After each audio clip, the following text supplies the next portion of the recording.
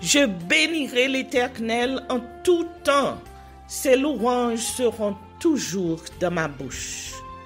Oh, j'aime qu'on ait un problème. Et puis qu'elle est content comme ça. Ah, m'pas caché, Dieu. Depuis que commence à lire Bible chaque jour, je senti charge problème moi yo sorti sous dôme. Oh, si c'est comme ça, moi pour aller couvrir acheter un Bible. Dégagez au marché. Mais en attendant, ou qu'attendez radio télévision d'espoir? Radio Vision d'Espoir. Oh, moi t'attendais une annonce comme ça, oui. Mais qui ça a te dit? Lecture de la Bible en un an. Une émission qui vous accompagne à la découverte des trésors cachés de la parole de Dieu sur Radio Télévision d'Espoir.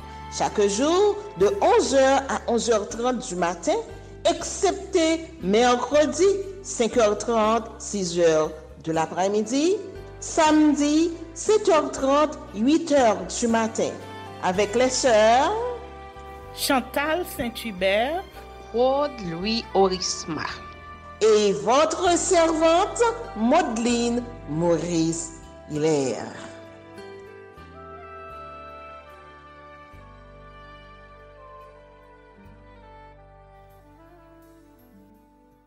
Saint-Esprit de Dieu, fais-nous la grâce de jouir de ta présence durant cette lecture qui enseigne, convainc, corrige, instruit et qui sauve. Au nom de Jésus. Amen.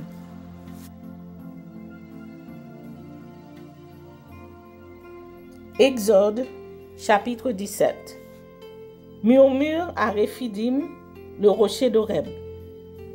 Toute l'assemblée des enfants d'Israël partit du désert de Sin selon les marches que l'Éternel leur avait ordonnées. Et ils campèrent à Réphidim, où le peuple ne trouva point d'eau à boire. Alors le peuple chercha querelle à Moïse. Ils dirent, « Donnez-nous de l'eau à boire. » Moïse leur répondit, « Pourquoi me cherchez-vous querelle? Pourquoi tentez-vous l'Éternel? » Le peuple était là, pressé par la soif, et murmurait contre Moïse. Il disait, « Pourquoi nous as-tu fait monter hors d'Égypte? Pour me faire mourir de soif avec mes enfants et mes troupeaux? » Moïse cria à l'Éternel en disant, « Que ferai-je à ce peuple? Encore un peu, ils me lapideront. » L'Éternel dit à Moïse, « Passe devant le peuple, et prends avec toi les anciens d'Israël. Prends aussi dans ta main ta verge avec laquelle tu as frappé le fleuve, et marche. Voici, je me tiendrai devant toi sur le rocher d'Horeb. Tu frapperas le rocher, et il en sortira de l'eau, et le peuple boira. » Et Moïse fit ainsi, aux yeux des anciens d'Israël. Il donna à ce lieu le nom de Massa et Mériba, parce que les enfants d'Israël avaient contesté et parce qu'ils avaient tenté l'Éternel en disant, « L'Éternel est-il au milieu de nous ou n'y est-il pas? » Amalek vaincu. Amalek vint combattre Israël à Réphidim. Alors Moïse dit à Josué, « Choisis-nous des hommes, sors et combat Amalek. Demain, je me tiendrai sur le sommet de la colline, la verge de Dieu dans ma main. » Josué fit ce que lui avait dit Moïse pour combattre Amalek. Et Moïse, Aaron et Hur montèrent au sommet de la colline. Lorsque Moïse élevait sa main, Israël était le plus fort. Lorsqu'il baissait sa main, Amalek était le plus fort. Les mains de Moïse étaient fatiguées. Ils prirent une pierre qu'ils placèrent sous lui et il s'assit dessus. Aaron et Hur soutenaient ses mains, l'un d'un côté, l'autre de l'autre. Et ses mains restèrent fermes jusqu'au coucher du soleil. Et Josué vainquit Amalek et son peuple au tranchant de l'épée. L'Éternel dit à Moïse, « Écris cela dans le livre pour que le souvenir s'en conserve. Et déclare à Josué que j'effacerai la mémoire d'Amalek de dessous les cieux. Moïse bâtit un autel et lui donna pour nom l'Éternel, ma bannière. Il dit, parce que la main a été levée sur le trône de l'Éternel, il y aura guerre de l'Éternel contre Amalek de génération en génération.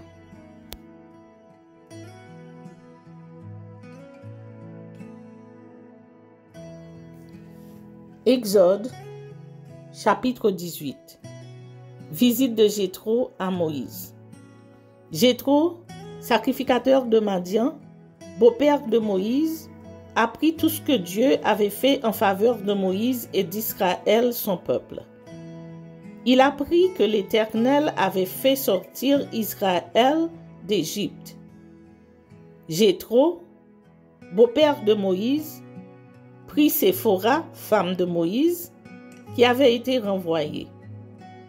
Il prit aussi les 2 fils de Séphora. L'un se nommait Gershom, quand Moïse avait dit « J'habite un pays étranger ». L'autre se nommait Eliezer, car il avait dit « Le Dieu de mon père m'a secouru, et il m'a délivré de l'épée de Pharaon ». Jéthro, beau-père de Moïse, avec les fils et la femme de Moïse, vint au désert où il campait, à la montagne de Dieu. Il fit dire à Moïse, « Moi, ton beau-père, Jéthro, je viens vers toi, avec ta femme et tes 2 fils. » Moïse sortit au-devant de son beau-père, il se prosterna et il le baisa. Ils s'informèrent réciproquement de leur santé et ils entrèrent dans la tente de Moïse. Moïse raconta à son beau-père tout ce que l'Éternel avait fait à Pharaon et à l'Égypte à cause d'Israël. Toutes les souffrances qui leur étaient survenues en chemin et comment l'Éternel les avait délivrés. Jéthro se réjouit de tout le bien que l'Éternel avait fait à Israël et de ce qu'il l'avait délivré de la main des Égyptiens. Et Jéthro dit, « Béni soit l'Éternel, qui vous a délivré de la main des Égyptiens et de la main de Pharaon, qui a délivré le peuple de la main des Égyptiens. Je reconnais maintenant que l'Éternel est plus grand que tous les dieux, car la méchanceté des Égyptiens est retombée sur eux. » Jéthro, beau-père de Moïse, offrit à Dieu un holocauste et des sacrifices. Aaron et tous les anciens d'Israël vinrent participer au repas avec le beau-père de Moïse en présence de Dieu. Le lendemain, Moïse s'assit pour juger le peuple, et le peuple se tint devant lui depuis le matin jusqu'au soir. Le beau-père de Moïse vit tout ce qu'il faisait pour le peuple, et il dit, « Que fais-tu là avec ce peuple? Pourquoi sièges-tu seul? Et tout le peuple se tient-il debout devant toi et depuis le matin jusqu'au soir? » Moïse répondit à son beau-père, « C'est que le peuple vient à moi pour consulter l'Éternel. Quand ils ont quelques affaires, ils viennent à moi. Je prononce entre eux et je fais connaître les ordonnances de Dieu et ses lois. » Le beau-père de Moïse lui dit, « Ce que tu fais n'est pas bien. Tu t'épuiseras toi-même et tu épuiseras ce peuple qui est avec toi, car la chose est au-dessus de tes forces. Tu ne pourras pas y suffire seul. Maintenant, écoute ma voix. Je vais te donner un conseil, et que Dieu soit avec toi. Sois l'interprète du peuple auprès de Dieu, et porte les affaires devant Dieu. Enseigne-leur les ordonnances et les lois, et fais-leur connaître le chemin qu'ils doivent suivre et ce qu'ils doivent faire. Choisis parmi tout le peuple des hommes capables, craignant Dieu, des hommes intègres, ennemis de la cupidité. Établis-les sur eux comme chefs de 1000, chefs de 100, chefs de 50 et chefs de 10. Qu'ils jugent le peuple en tout temps, qu'ils portent devant toi toutes les affaires importantes et qu'ils prononcent eux-mêmes sur les petites causes. Allège ta charge et qu'ils la portent avec toi. Si tu fais cela et que Dieu te donne des ordres, tu pourras y suffire et tout ce peuple parviendra heureusement à sa destination. Moïse écouta la voix de son beau-père et fit tout ce qu'il avait dit. Moïse choisit des hommes capables parmi tout Israël et il les établit chefs du peuple, chefs de 1000, chefs de 100, chefs de 50 et chefs de 10. Il jugeait le peuple en tout temps. Ils portaient devant Moïse les affaires difficiles et ils prononçaient eux-mêmes sur toutes les petites causes. Moïse laissa partir son beau-père et Jéthro s'en alla dans son pays.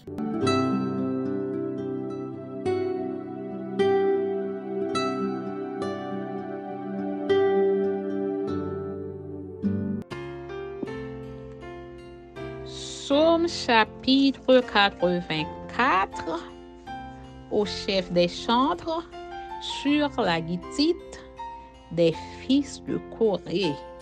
Psaume. Que tes demeures sont aimables, éternelles désormais. Mon âme soupire et languit après les parvis de l'Éternel. Mon cœur et ma chair poussent des cris vers le Dieu vivant. Le passereau même trouve une maison et l'hirondelle un nid où elle dépose ses petits. Tes autels éternels désormais, mon roi et mon Dieu. Heureux ceux qui habitent ta maison, ils peuvent te célébrer encore. Heureux ceux qui placent en toi leur appui, ils trouvent dans leur cœur des chemins tout tracés. Lorsqu'ils traversent la vallée de Baca, ils la transforment en un lieu plein de sources, et la pluie la couvre aussi de bénédictions. Leur force augmente pendant la marche, et ils se présentent devant Dieu à Sion. Éternel, Dieu désormais, écoute ma prière, prête l'oreille, Dieu de Jacob. Toi qui es notre bouclier, vois, ô Dieu, et regarde la face de ton roi. Mieux vaut un jour dans tes parvis que 1000 ailleurs. Je préfère me tenir sur le seuil de la maison de mon Dieu, plutôt que d'habiter sous les tentes de la méchanceté. Car l'Éternel Dieu est un soleil et un bouclier. L'Éternel donne la force et la gloire. Il ne refuse aucun bien à ceux qui marchent dans l'intégrité. Éternel des armées, heureux l'homme qui se confie en toi. Amen. Éternel des armées, heureux l'homme qui se confie en toi. Amen.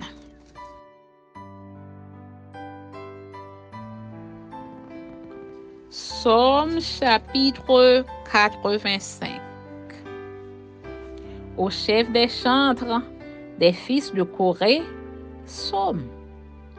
Tu as été favorable à ton pays, ô Éternel.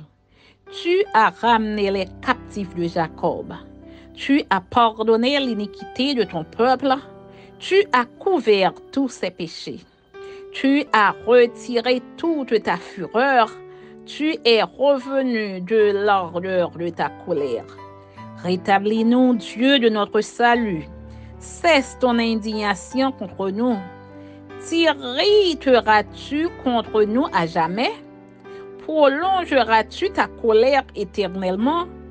Ne nous rendras-tu pas à la vie afin que ton peuple en se réjouisse en toi? Éternel, fais-nous voir ta bonté et accorde-nous ton salut.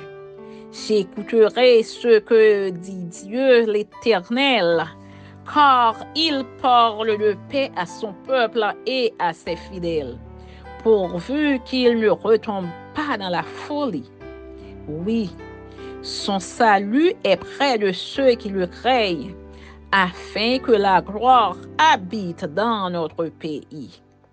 La bonté et la fidélité se rencontrent, la justice et la paix s'embrassent.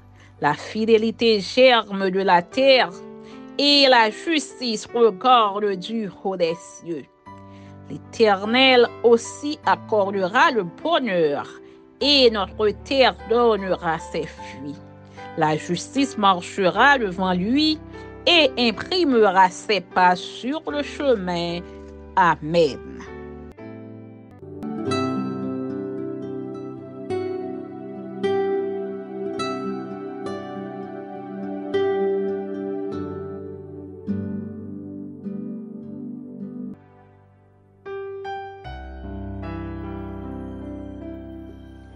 Luc chapitre 3. Prédication de Jean-Baptiste. La 15e année du règne de Tibère César, lorsque Ponce Pilate était gouverneur de la Judée, Hérode tétrarque de la Galilée, son frère Philippe tétrarque de l'Iturie et du territoire de la Trachonite, Lysanias tétrarque de l'Abilène et du temps des souverains sacrificateurs Anne et Caïphe, la parole de Dieu fut adressée à Jean, fils de Zacharie, dans le désert. Il alla dans tout le pays des environs du Jourdain, prêchant le baptême de repentance pour la rémission des péchés, selon ce qui est écrit dans le livre des paroles d'Ésaïe, le prophète. C'est la voix de celui qui crie dans le désert. Préparez le chemin du Seigneur, aplanissez ses sentiers. Toute vallée sera comblée, toute montagne et toute colline seront abaissées. Ce qui est tortueux sera redressé et les chemins raboteux seront aplanis. Et toute chair verra le salut de Dieu. Il disait donc à ceux qui venaient en foule pour être baptisés par lui, « Race de vipères, qui vous a appris à fuir la colère à venir? Produisez donc des fruits dignes de la repentance et ne vous mettez pas à dire en vous-même, nous avons Abraham pour père. Car je vous déclare que de ces pierres, Dieu peut susciter des enfants à Abraham. Déjà même la cognée est mise à la racine des arbres. Tout arbre donc qui ne produit pas de bons fruits sera coupé et jeté au feu. La foule l'interrogeait, disant, « Que devons-nous donc faire ?» Il leur répondit que celui qui a 2 tuniques partage avec celui qui n'en a point, et que celui qui a de quoi manger agisse de même. Il vint aussi des publicains pour être baptisés, et ils lui dirent, « Maître, que devons-nous faire ?» Il leur répondit, « N'exigez rien au-delà de ce qui vous a été ordonné. » Des soldats aussi lui demandèrent, « Et nous, que devons-nous faire ?» Il leur répondit, « Ne commettez ni extorsion, ni fraude envers personne, et contentez-vous de votre solde. » Comme le peuple était dans l'attente et que tous se demandaient en eux-mêmes si Jean n'était pas le Christ, il leur dit à tous, « Moi, je vous baptise d'eau, mais il vient celui qui est plus puissant que moi, et je ne suis pas digne de délier la courroie de ses souliers. Lui, il vous baptisera du Saint-Esprit et de feu. Il a son vent à la main, il nettoiera son aire et il amassera le blé dans son grenier, mais il brûlera la paille dans un feu qui ne s'éteint point. » C'est ainsi que Jean annonçait la bonne nouvelle au peuple en lui adressant beaucoup d'autres exhortations. Mais Hérode, le tétrarque, étant repris par Jean au sujet d'Hérodias, femme de son frère, et pour toutes les mauvaises actions qu'il avait commises, ajouta encore à toutes les autres celle d'enfermer Jean dans la prison. Baptême de Jésus-Christ. Tout le peuple se faisant baptiser, Jésus fut aussi baptisé. Et pendant qu'il priait, le ciel s'ouvrit et le Saint-Esprit descendit sur lui sous une forme corporelle comme une colombe. Et une voix fit entendre du ciel ces paroles: Tu es mon Fils bien-aimé, en toi j'ai mis toute mon affection. Généalogie de Jésus-Christ. Jésus avait environ 30 ans lorsqu'il commença son ministère, étant, comme on le croyait, fils de Joseph, fils d'Élie, fils de Mattha, fils de Lévi, fils de Melchi, fils de Janaï, fils de Joseph, fils de Mattathias, fils d'Amos, fils de Nahum, fils d'Esli, fils de Nagaï, fils de Maat, fils de Mattathias, fils de Sei, fils de Joseph, fils de Joda, fils de Johanan, fils de Reza, fils de Zorobabel, fils de Salatiel, fils de Néri, fils de Melchi, fils d'Adi, fils de Kosam, fils d'Elmadan, fils d'Er, fils de Jésus, fils d'Eliezer, fils de Jorim, fils de Mattat, fils de Lévi, fils de Siméon, fils de Juda, fils de Joseph, fils de Jonam, fils d'Eliakim, fils de Méléa, fils de Ména, fils de Matata, fils de Nathan, fils de David, fils d'Isaïe, fils de Jobed, fils de Boaz, fils de Salmon, fils de Naasson, fils d'Aminadab, fils d'Amé, fils d'Orni, fils d'Esrom, fils de Phares, fils de Juda, fils de Jacob, fils d'Isaac, fils d'Abraham, fils de Tara, fils de Nachor, fils de Sérush, fils de Rago, fils de Phalek, fils d'Héber,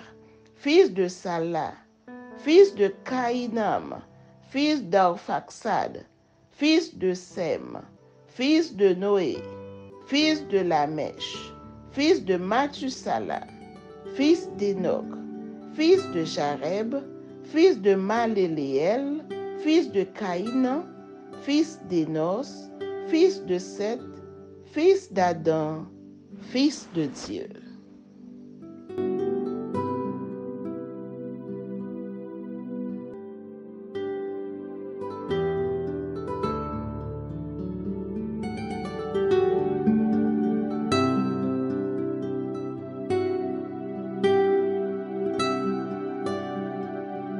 Merci Seigneur de nous donner le discernement dans la lecture de ta parole, que nous y prêtions attention afin d'appliquer notre cœur à la sagesse. Amen. Que celui qui a des oreilles pour entendre, entende, et que celui qui lit fasse attention.